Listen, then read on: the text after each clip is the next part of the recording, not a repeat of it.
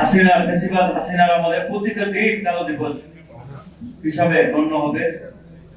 এই কারণে সেই বাপের পথ ধরে তার মেয়ে ওই সময় 4টা সংবাদপত্র রেখে সব বন্ধ করে দিয়েছিল, আর ওনারা অনেক সংবাদপত্র রেখেছিলেন কিন্তু কোনো স্বাধীনতা রাখছিলেন না।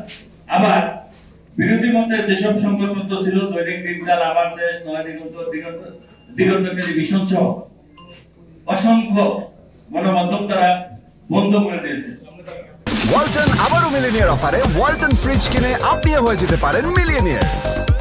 মিলিনিয়ার ছড়াছড়ি দেশ জুড়ে, এটা শুধু ওয়ালটনই পারে। আমি শুধু আজকের দিনে আমার পূর্বে যারা বক্তব্য রেখেছেন, আমাদের এখানে শ্রদ্ধেয় সম্মিলিত পেশাজীবী পরিষদের সভাপতি, আহ্বায়ক এবং সদস্য সচিব আছেন, সিনিয়র নেতৃবৃন্দ আছেন, আমি তাদের দৃষ্টি আকর্ষণ করে দুটি কথা বলবো।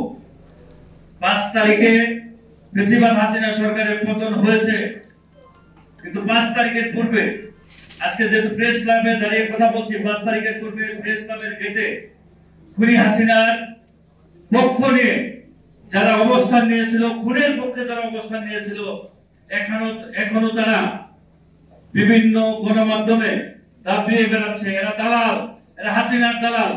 আমরা কিছুই করতে পারি নাই। সেই দালালদের প্রতিরোধ করাই আগামী দিনের আমাদের কর্তব্য। আমরা সংবাদপত্রের স্বাধীনতার বিরুদ্ধে নই, কিন্তু আমরা দালালদের বিরুদ্ধে। হাসিনার খুনের সমর্থন যারা দিয়েছে, খুনের সহযোগী যারা, আমরা তো তাদের মেনে নিতে পারি না।